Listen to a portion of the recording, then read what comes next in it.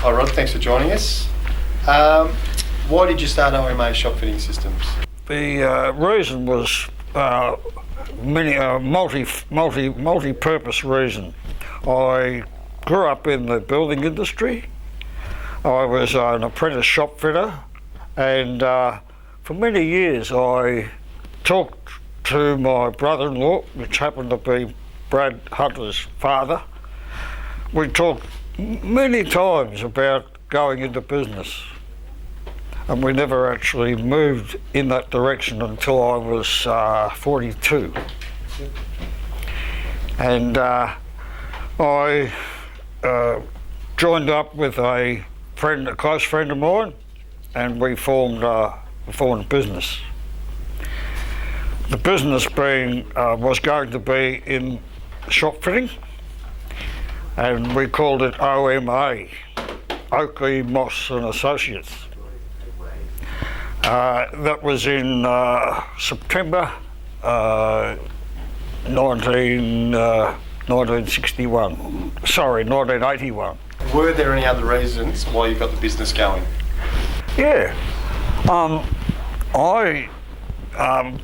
Being a rather impetuous person, I resisted for a long time. I resisted being told what to do by other people who didn't have the ability to complete the task themselves. So I simply decided I would do it myself.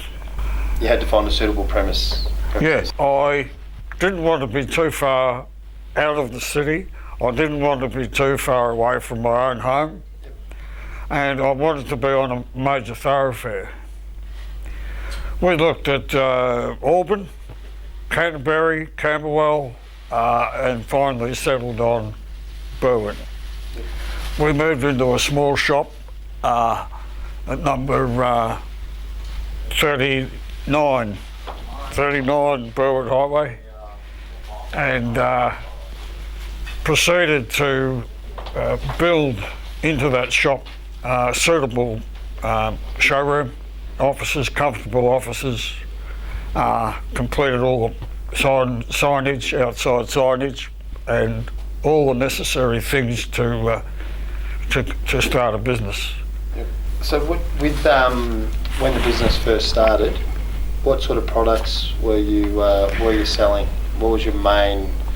I saw that there was a niche in the market for people who wanted to become retailers, who wanted to establish their own retail outlet shop. Predominantly, the registered shop fitters were the only people to go to. And the registered shop fitters charged an arm and a leg for these poor fellows who were trying to put their money into stock, retail stock. The niche market that I thought I would go into was to supply them with fittings, wall fittings, perimeter wall fittings, and display racks, display material, predominantly for the clothing trade. So therefore we had to find somebody who would manufacture those fittings for us.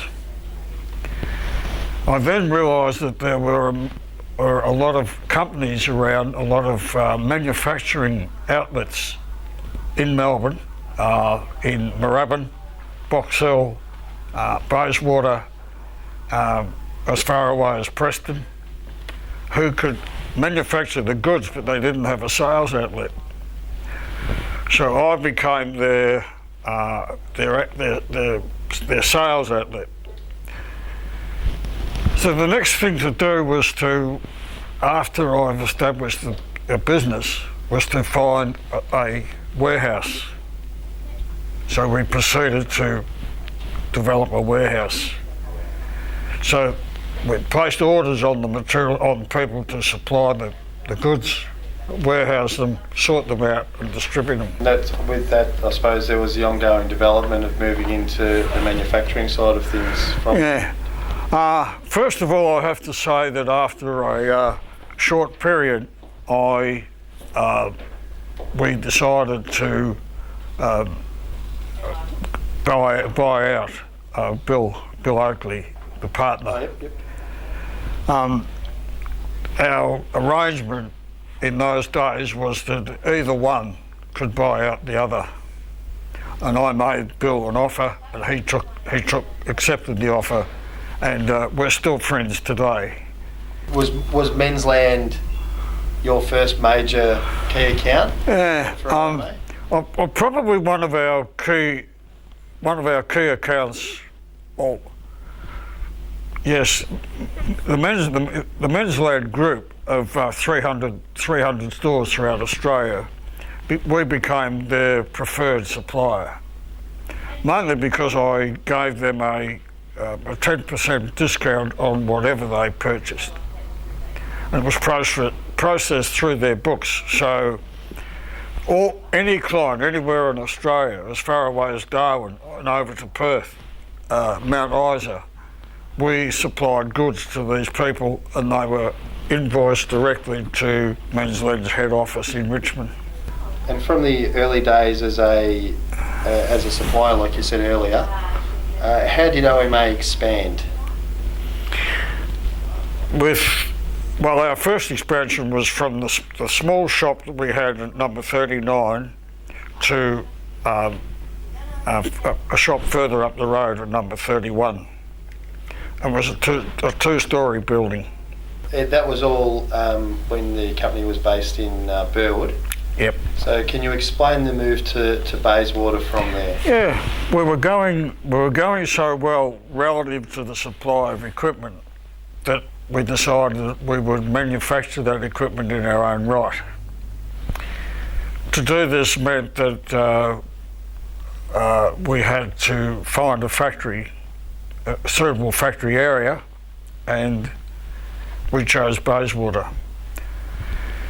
I chose Bayswater mainly because you come into the Bayswater area, you can virtually get anything at all, from powder coating, chrome platers, wire workers, cabinet workers. All sorts of industries are within 5 or 10 minute radius. So we came to Bayswater. Our first factory in Bayswater was London Drive. In your time in the industry, what were some of the biggest changes you noticed? The absolute maximum change was computers. We'd be lost today without computers, myself included, in my retirement. But in the time that we were going, we even used to have to hand write invoices on the day of sale. So we had the problem associated with sales tax. There was no goods and service tax, no GST. It was all sales tax. Now, sales tax varied. We talked about Kingfisher stripping and brackets. Kingfisher stripping is non-taxable. Kingfisher brackets up to the length of 18 inches, whatever that is, 450 millimetres, was taxed at 10%. Every other bracket was taxed at 25%. And all of that had to be handwritten onto an invoice. In 2003, you became an icon of the industry. Can you tell us about this award and what it meant to you? Yeah. The Shop and Office Fitting Association have an award which they call the Icon of an Industry Award. At their convention down at Lawn in 2004, I think it was, they invited me to attend the convention, and I was awarded an Icon of the Industry. I became an icon of the shop fitting industry. This was quite an honour, and I think there would only be about half a dozen icons of the shop fitting industry awarded. I tend to put these in bottom drawers in the cupboard and forget all about it, but that's it.